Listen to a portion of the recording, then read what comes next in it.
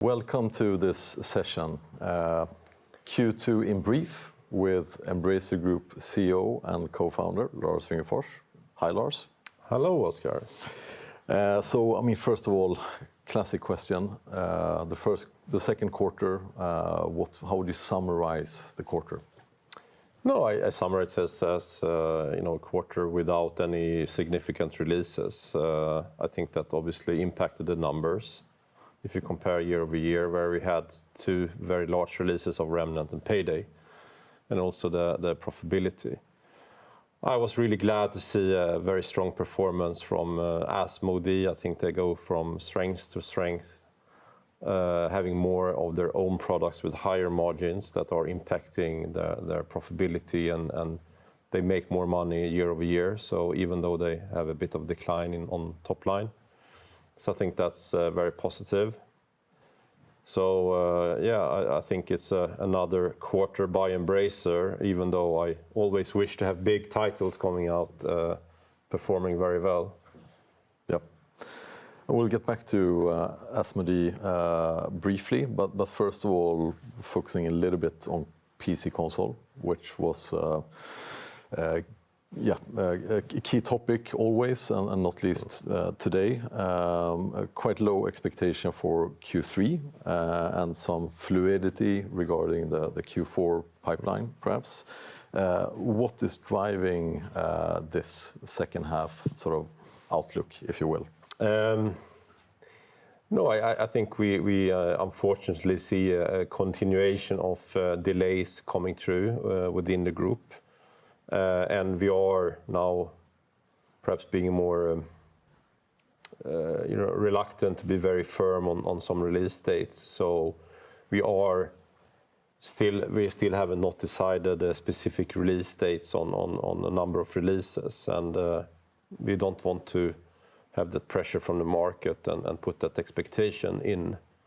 So with that communication this morning, we have more freedom to pick the right release windows to have the optimal release. As a long-term shareholder, if you invested 2, 3, 4 years in a product, another 1 or 2 months doesn't matter so much.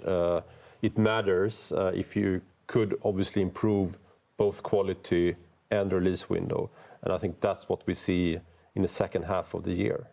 Yep. And Kingdom Come Deliverance 2 on track. How do you feel ahead of that release in February?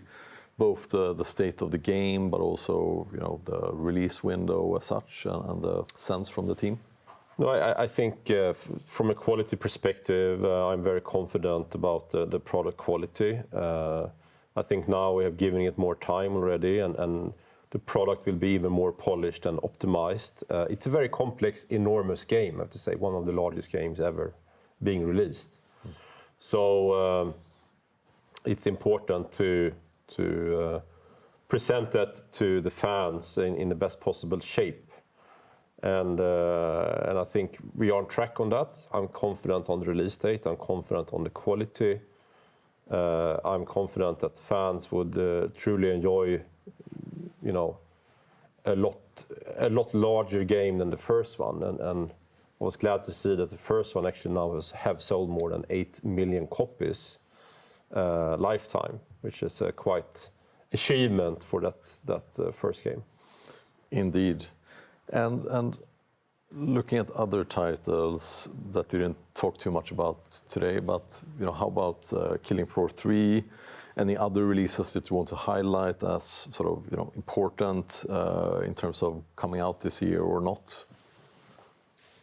No, I think Killing Floor, I'm hearing good things. It's a really good product, but it's a big investment for us. So we need to make sure that we addressing the right release window, and the product are as optimized as it could be. Yeah.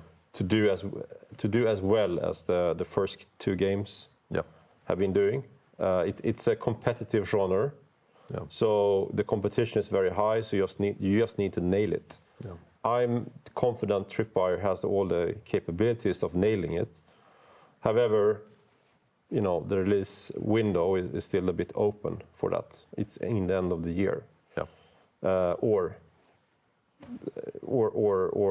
an optimized release window. Yeah.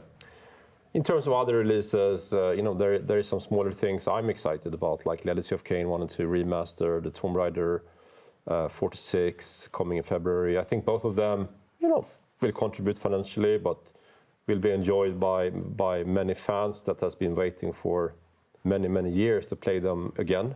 Yeah. And then looking at THQ Nordic that had a mixed history of releases.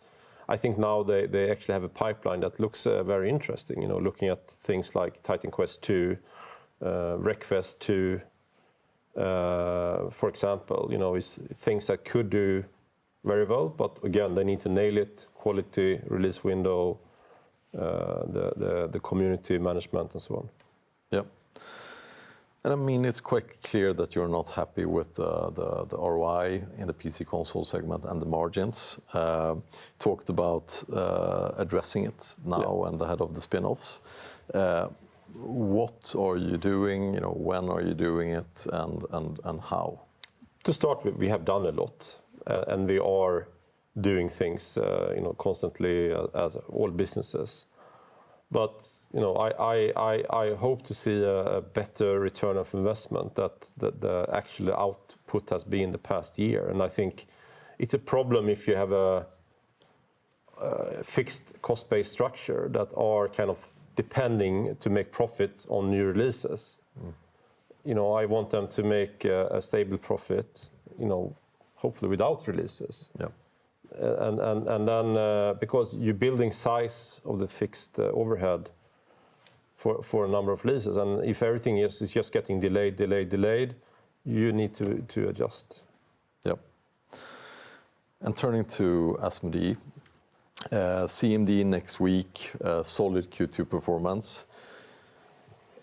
How do you see Asmodee being seen as a listed company? What are the strengths? How will investors view it? And how important, or what role does this Easybrain divestment play in that story?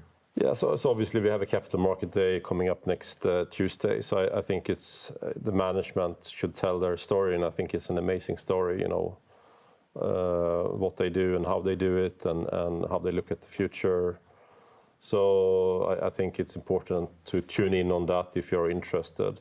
But as a public company, I see a stable business growing organically with very stable cash flows year over year. With the low capex makes the business risk much smaller.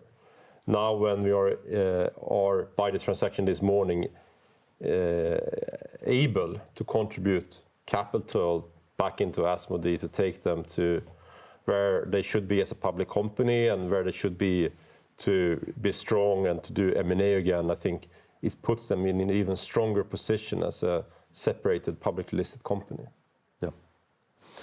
And finally, one or two questions on Easybrain, the transaction that was announced today, the divestment of Easybrain, the big news of today.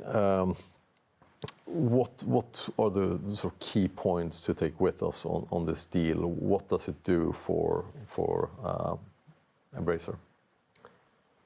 First of all, I would like to say that Easybrain has been a fantastic company to have within Embracer, and the management and the founder has been very loyal. The team has done a fantastic job. They are a leading company within their niche in the world, and now when we see a more of a